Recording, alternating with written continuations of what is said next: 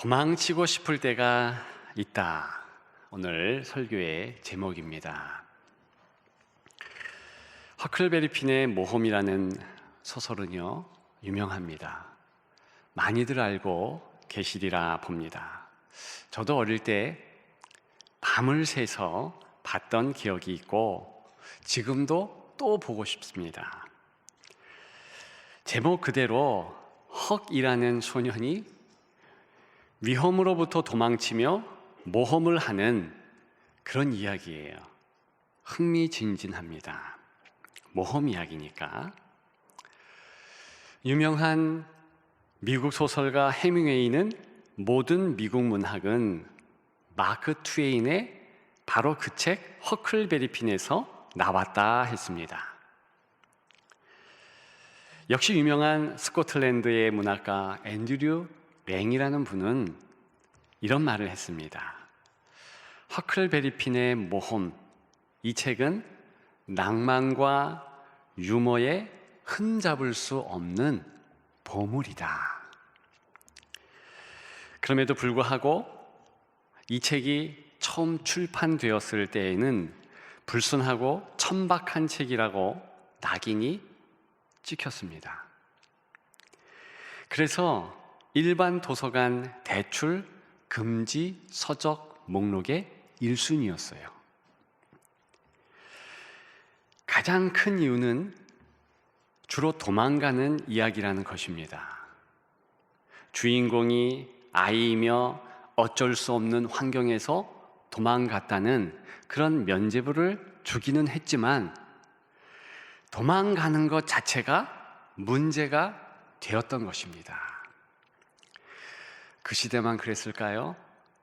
그 시대에만 도망가는 것이 부정적으로 비춰졌을까요? 동서고금을 막론하고 도망한다. 그거 패배자의 이미지입니다. 도망, 패배자의 전유물이라는 것이죠. 주랭랑을 쳤다라는 사실에서 뭔가 승리의 낌새보다는 패배자의 분위기가 물씬 풍기는 것이 사실입니다. 성경에도 제법 많은 도망의 상황들이 나오고 있습니다. 도망자가 넘쳐나요. 그런데 우리의 문화, 서양, 동양, 그 문화와는 다르게 조금 도망에 대하여서 부정적인 시각은 없는 듯합니다. 굉장히 관용적이에요. 히브리 민족 이스라엘의 직접적인 시조가 된 야곱의 삶의 조명을 성경은 이런 식으로 하고 있습니다. 도망자 야곱. 그는 형 에서 그의 강력한 힘에 눌려 살다가 급기야는 도망을 합니다. 시간이 흘러요. 외삼촌 라반의 집에서 야밤 도주를 또 하게 됩니다. 도망자 야곱이라는 부각이지요. 그것이 직접적 이스라엘에 시조된 야곱의 모습입니다. 건국의 중요한 인물이 또 한 사람 있겠습니다. 모세예요. 우리가 알다시피 모세 역시 굵직한 2번의 도망을 했습니다. 첫 번째 도망이요, 애굽에서 홀홀단신, 나 이러다 죽겠다 그러면서 도망을 합니다. 두 번째 도망도 굉장히 중요합니다. 왜냐? 혼자 도망하는 것은 아니에요. 이스라엘 백성들 전체를 이제 대동하고 인도자격으로 도망을 합니다. 그런데 성경은 그 많은 수가 똑같이 모세가 첫 번에 도망했던 그 모습 그대로 야밤도주의 모습으로 그렇게 황급히 도망했다는 것을 조명합니다. 왜 그럴까요? 이스라엘의 히브리라는 그 민족의 어원, 정체성도 강 건너 온 자 혹은 도망자, 그러한 뜻이 물씬 풍기도록 했다는 것입니다. 따라서 성경은 인생에 도망하는 모습에 대하여서 부정적이지 않습니다. 실제로 성경에 나오는 모든 하나님의 사람은 도망한 흔적이 또한 역력합니다. 아브라함, 요셉, 다윗, 엘리야, 요나, 베드로를 비롯한 12사도, 바울까지 어떤 누구라 할지라도 도망의 상황에 있었을 때 도망했다는 것이지요. 그러면서 그들을 꼭 부정적으로만 평가하지 않는 것이 성경입니다. 왜 그렇게 관대하게 도망자에 대하여서 생각하고 있을까요? 바로 그것이 하나님의 시각이요, 하나님은 인생을 도망자로 규정한다는 것입니다. 우리가 잘 알고 있는 최초의 인류 아담과 하와는 죄를 짓고 도망했습니다. 나무 그늘 뒤에 숨지요. 그 이후 인생의 행적은 다 도망자의 삶이었습니다. 역사가 그렇다는 거예요. 심지어는 예수 그리스도조차도 가장 아기였을 때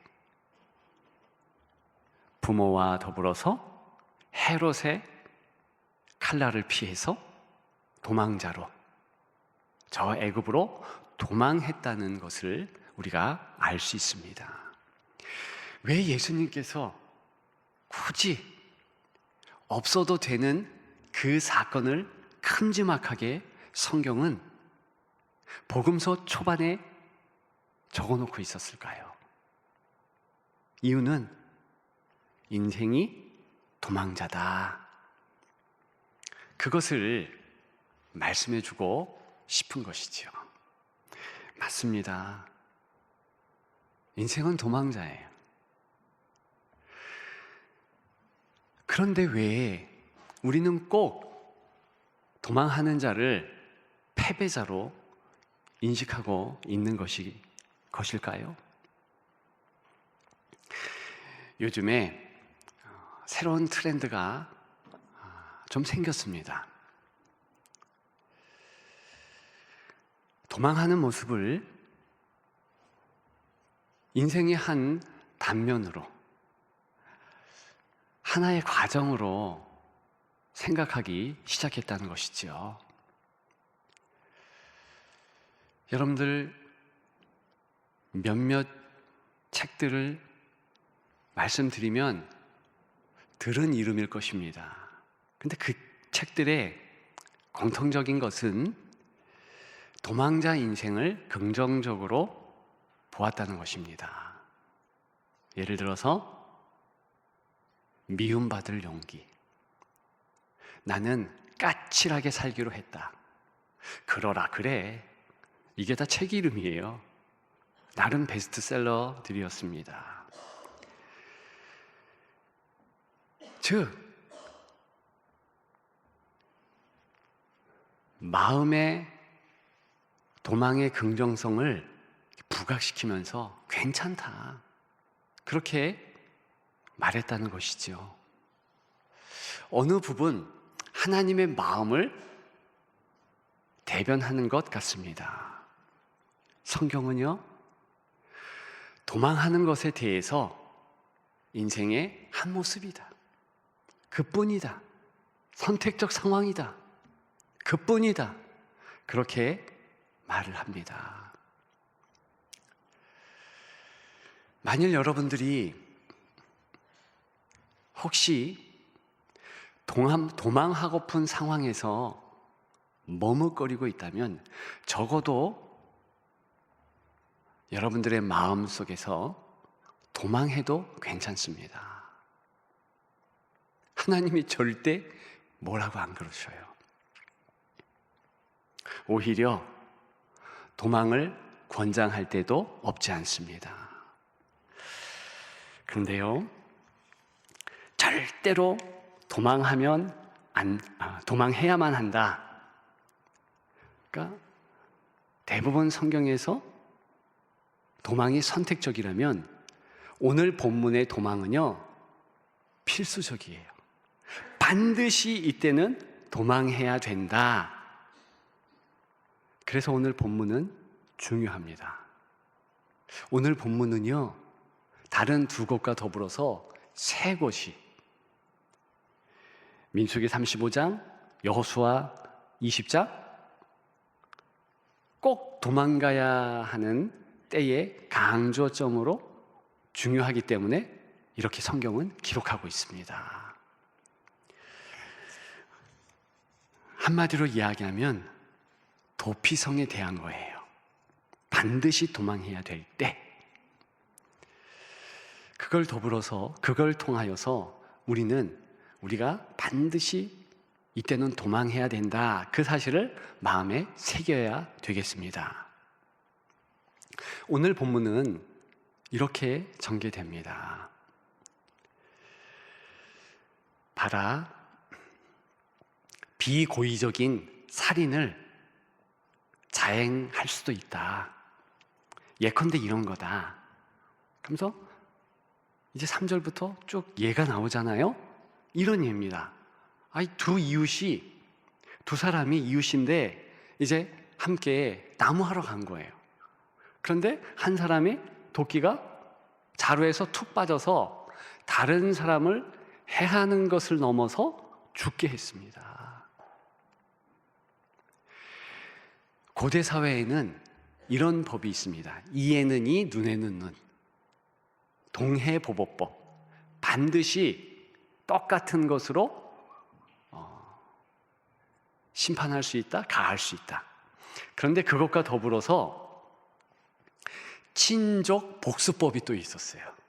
이스라엘도 마찬가지입니다. 그건 뭐냐면 살인을 당했으면 가족의 그 억울하게 죽은 일을 가지고서 이제 보복할 수 있는 거예요. 그러니까 살인을 행할 수 있는 거예요.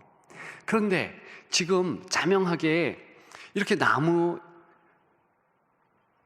자르다가 실수로 비고의적으로 한 사람이 죽은 거예요. 그런데 녹취를 할 수 있겠습니까? 혹은 무슨 증인이 있겠습니까? 아무것도 없어요. 다만 죽게 한 당사자만 이야기를 하는 거예요. 그러면 식구들이 들을 때, 가족들이 들을 때, 친족들이 들을 때 이렇게 좀 분노가 올라오지 않겠습니까?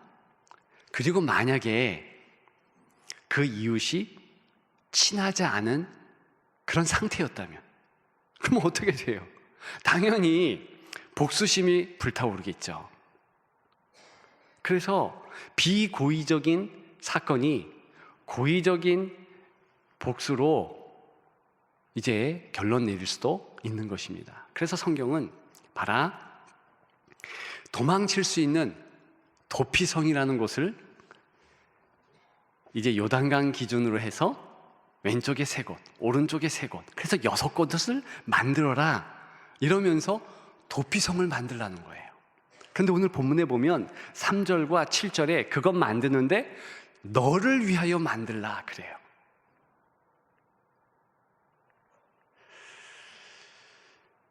지금 그러면서 오늘 본문의 내용은 결과적으로는 그렇게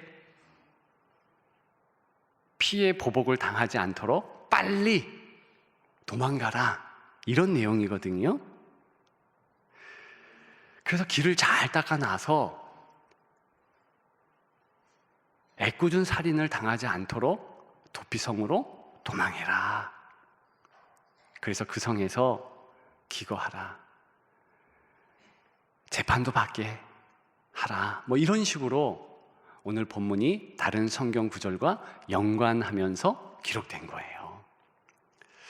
여러분, 그런데 이스라엘 백성들은 누구나 이 내용은 상징적인 것이구나, 그걸 알 수 있겠습니다. 왜냐하면 이 6가지 장소를 말씀하면서 꼭 성경은 앞으로 오실 메시아와 연관시켜 놓았습니다. 오실 메시아, 그분은 피난처다, 도피성이다. 히브리 말로 피난처, 도피성 똑같은 단어입니다. 즉, 그분이 온 인생의 피의 보복, 죄의 보복을 자유롭게 하며 궁극의 도피처가 되실 것이다, 피난처가 되실 것이다, 이것을 가르쳐주고 있는 것입니다. 삶에서 자기들의 정황을 정확하게 알도록 깨닫게 하는 귀한 장치였던 것이지요. 오늘 본문은 상징적으로 한 단면을 이야기한 건 맞습니다. 고의적인 것이 아니고 비고의적인 과실의 살인, 그럼에도 불구하고 피의 보복은 있을 수 있는 거예요. 그래서 피할 수밖에 없는 거지요. 그리고 민수기 35장에 보게 되면 또 다른 내용이 첨가됩니다. 언제까지 그 도피성에 계속 있어야 되는가? 그 성의 대제사장이 죽을 때까지. 그 대제사장이 죽을 때에 비로소 고향으로 갈 수 있는 거예요. 자기가 살던 곳으로 갈 수 있는 거예요. 그래야지만 법적으로 이제는 피해 보복을 당하지 않는다, 이렇게 공적으로 되는 것입니다. 왜 대제사장이 죽을 때까지 머물러 있는가? 그것은요, 과실로 죽은, 그래서 쏟은 피라 할지라도 보복이 반드시 있다는 거예요.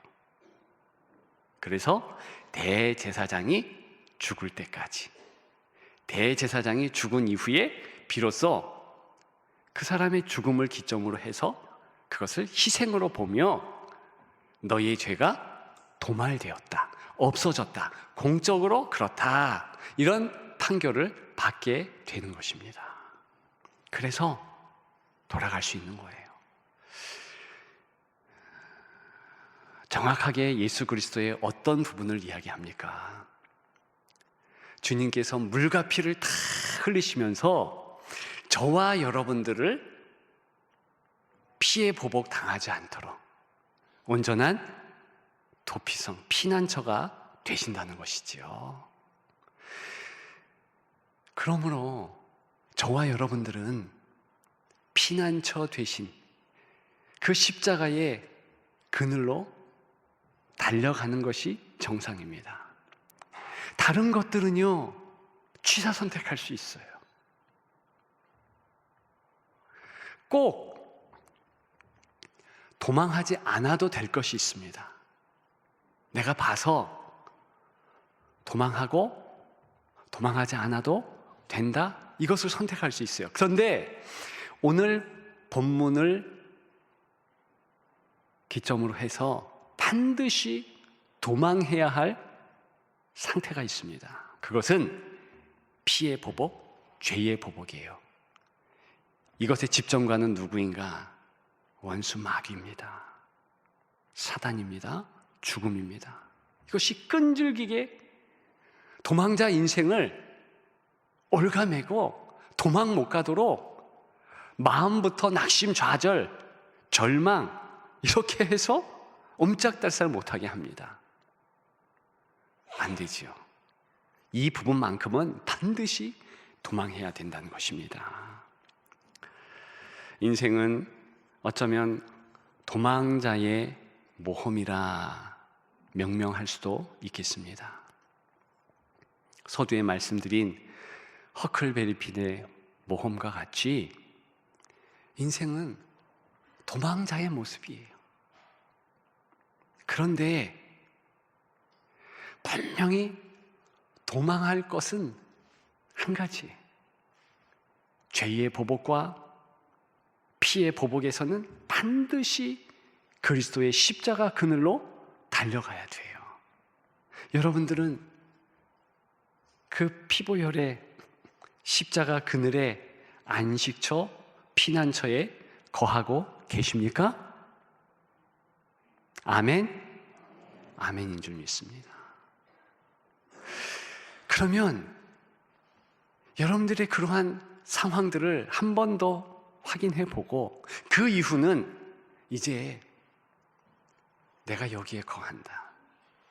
주께서 나의 삶을 책임져 주시고 나의 자녀들을 책임져 주시고 가정을 책임져 주시고 이후에 나의 책임을 좀 전가시키십시오. 정말 인생은 연약합니다. 도망자 모습뿐이라니까요. 능력이 없어요. 우리가 근심한다고 해결될 일이 그리 많지 않아요.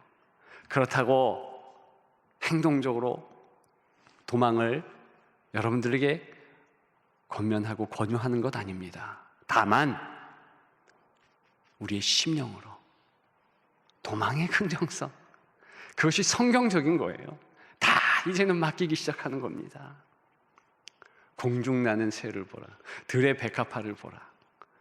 누가 다스리는가? 똑같지요? 우리도 주의 다스림의 그늘 안에 있는 것입니다. 우리가 그것을 기억하시고 도망치고 싶을 때가 있다. 나 역시 그렇다. 그 사실을 인정하십시오. 그리고 어떤 상황이든지 그리스도의 피보혈, 그것을 의지하고 그분의 힘으로 모든 상황들을 정리하되 특별히 도망할 곳 꼭 한 곳 있다. 그런 때가 있다. 나의 죄의 보복, 피의 보복. 그래서 그리스도에게 달려가는 여러분들 되시기를 주님의 이름으로 축복합니다.